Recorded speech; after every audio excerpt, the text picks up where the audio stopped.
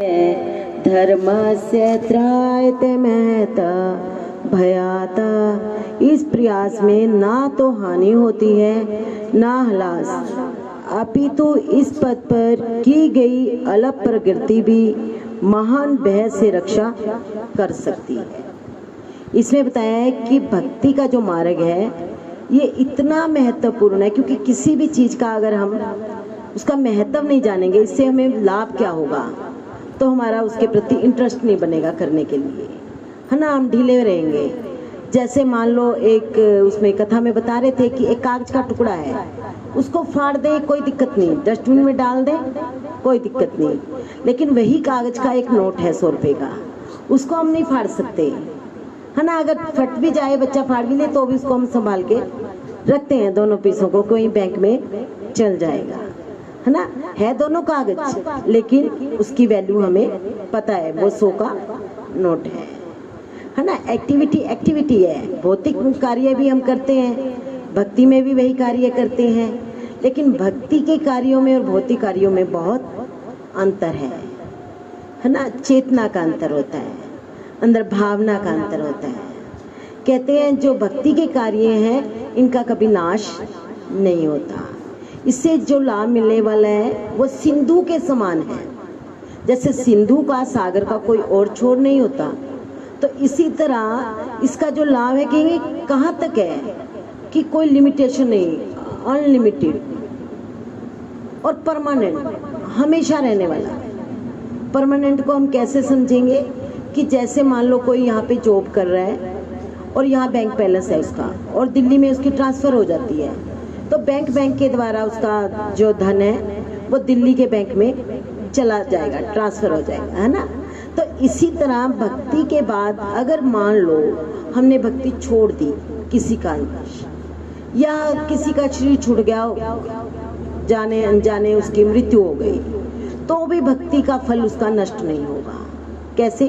अगर 1% उसने की है, अगला जन्म एक तो ये निश्चित है कि उसको अन्य योनियों में नहीं जाना पड़ेगा, है ना। उसको मनुष्य योनि मिलेगी ही मिलेगी, ये गारंटीड है, क्योंकि मनुष्य योनि जो है ये कृपा योनि है, ये किसी एफर्ट, किसी प्रयास से मिलने वाली नहीं है। कोई व्यक्ति कहे कि मैं तो बहुत दान करता हूँ, बहुत पुण्य करता हूँ, मुझे तो मनुष्य योनि मिलेगी ना, नहीं, जरूरी नहीं है। जब तक भजन नहीं करेंगे, कृष्ण भजन, तब तक मनुष्य योनि नहीं मिलेगी।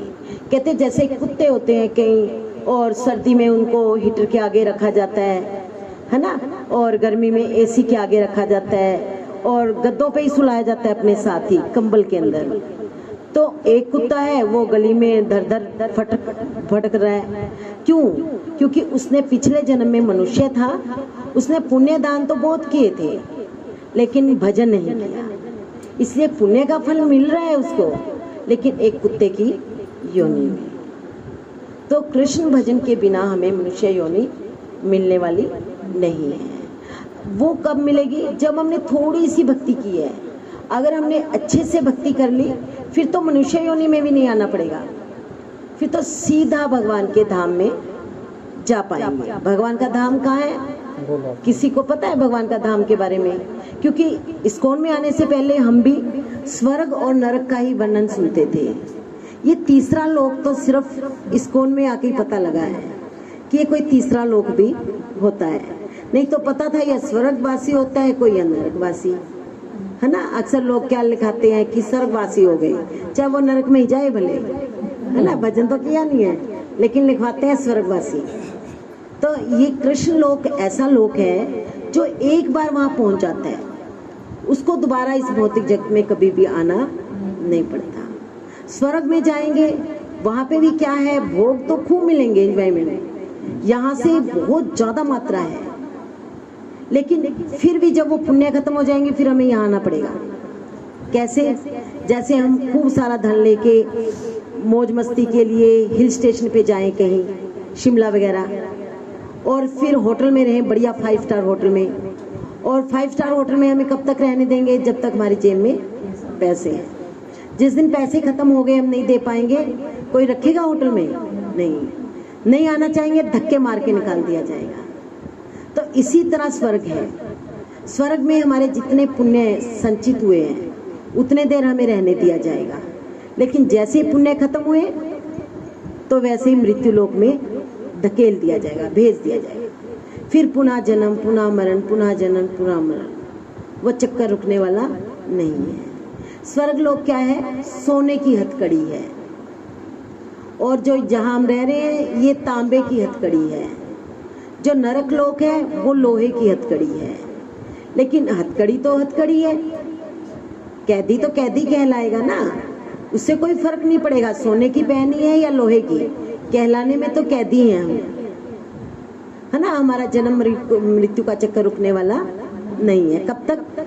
जब तक हमें भगवत प्राप्ति नहीं होती। अपने असली घर कहते हैं ना, हमारा परमानेंट एड्रेस है ये, वो हमारा डुप्लीकेट एड्रेस है जो हम बताते हैं। परमानेंट तो हमारा भगवान का धाम है। हम वहां से आके इस जेल में फंस चुके हैं। और आए किस लिए थे? हरि भजन के लिए। और कहते मीठे लागे दाम, दुविधा में दोनों गए, माया मिली ना राम। माया तो वैसे ही नहीं मिल सकती। कहते माया कैसे है? छाया की तरह। जब हम चलते हैं छाया होती है ना, अगर कोई छाया को पकड़ना चाहे कभी पकड़ में आई है? नहीं आएगी। तो इसी तरह माया कभी पकड़ी नहीं जाएगी। हम लाख प्रयत्न कर लें लेकिन हमारे हाथ आने वाली नहीं है। और जब कृष्ण भजन नहीं किया तो राम तो हाथ आएंगे ही नहीं। दुविधा में दोनों ही चले गए, ना राम मिला ना माया मिली, वहीं की वहीं रह गए। जन्म पुनः मरण, पुनः जन्म पुनः मरण। पर अब हम ये जानेंगे भगवत धाम तो बहुत मतलब सुनहरा अवसर है जाने का, लेकिन जाया कैसे जाए? जाने के लिए हमें भक्ति की एक्टिविटी, कुछ कार्य करने होते हैं, तब हम वहाँ पे पहुँच सकते हैं। और वो कार्य हमें कौन बताता है? भक्त बताते हैं। और भक्त भी कहाँ से बताते हैं? शास्त्रों से बताते हैं, है ना, कि हमें कैसे वहाँ पे पहुँचना है। कहते एक तो होता है भौतिक रस, रस कहते हैं सुख। जैसे कोई भी हम कार्य करते हैं उससे कुछ ना कुछ तो रिजल्ट मिलता ही है ना। नहीं तो कोई भी कार्य नहीं करेगा अगर सुख नहीं मिलेगा, है ना। बच्चा भी खिलौने खेलता है तो उसको कुछ तो सुख मिलता है, तभी वो खिलौनों से खेलता है। कुछ बढ़िया भोजन खाते हैं तो उससे भी कुछ ना कुछ सुख तो मिलता है। पर वो सुख कैसा है? बिंदु के समान है, क्षणिक और नाशवान है, मतलब नष्ट होने वाला है। हम नहीं भी चाहेंगे ना छोड़ना, फिर भी छूटेगा। हम कहते हैं हर चीज को ये मेरी है, लेकिन कोई चीज हमें नहीं कहती तू मेरा है ना। इतने लोग आए, वो चले गए, इसी तरह हम भी चले जाएंगे और आएंगे, लेकिन वो प्रकृति वहीं की वहीं स्थिर रहेगी, उसमें कोई फर्क आने वाला नहीं है। तो भौतिक सुख जो है बिंदु के समान है और नष्ट होने वाला है। नष्ट होने वाला ऐसे समझेंगे कि जैसे एक वो होता है ना रसगुल्ला, रसगुल्ले को एक खाएंगे अच्छा लगेगा, दिल दूसरा करेगा खाने को, दूसरा खाएंगे। कोई कहेगा अरे भैया तीसरा भी खा ले जब तेरे को अच्छा लग रहा है। जब तीसरा खाएंगे तो हमें इतना अच्छा नहीं लगेगा, हम कहेंगे नहीं नहीं बस मन भर गया, लग तो रहा था मैं खा लूँगा लेकिन खाया नहीं जा रहा, है ना, कच्चा मन हो रहा है। अगर कोई ज़बरदस्ती चौथा देगा तो हम कहेंगे हम तेरे ऊपर वॉमिटिंग उल्टी कर देंगे अगर चौथा दिया, है ना। वो उत्पन्न होता है, बढ़ता है, फिर कम होता है और अंत में नष्ट हो जाता है। इस प्रकार से वो नाशवान है। और वो बिंदु के समान कैसे हैं?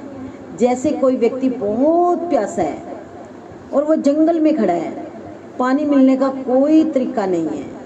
एक ऊपर से हवाई जहाज जा रहा था, उसमें से एक व्यक्ति ने क्या किया, अंजुली में पानी लिया और उसकी विंडो से, खिड़की से ऐसे फेंक दिया, तो वो इतनी ऊंचाई से क्या पानी लगेगा, एक छोटी सी बूंद होठ को टच कर जाएगी। तो आभास तो हुआ पानी का, लगा पानी लगा, लेकिन प्यास नहीं बुझी। क्यों नहीं बुझी? क्योंकि प्यास तो बहुत ज़्यादा है, 4-5 कई गिलास चाहिए, एक छोटी सी बूंद से क्या होगा। तो इसी तरह भौतिक सुख है।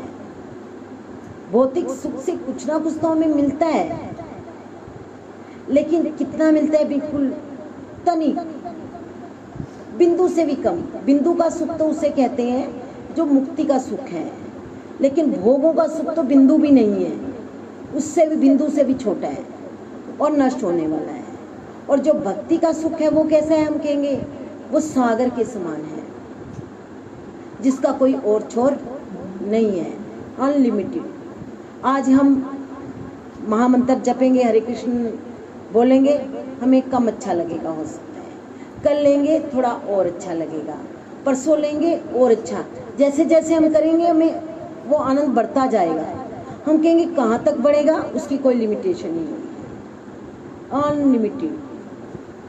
और वो परमानेंट कैसे है कि जब हम नहीं भी रहेगा ये शरीर, तो भी उसका नष्ट होने वाला नहीं है बेनिफिट, वो हमारे साथ जाएगा ही जाएगा। अगर मान लो कोई बचपन में भक्ति करता है, सपोज करो, और बीच में लाइफ ऐसे आती है, बच्चे पढ़ लिख के कहीं सेटल होते हैं तो भक्ति छोड़ देते हैं, तो फिर भी वो उनका कुछ पतन होने वाला नहीं है, इस श्लोक में बताया है, नाश होने वाला नहीं है।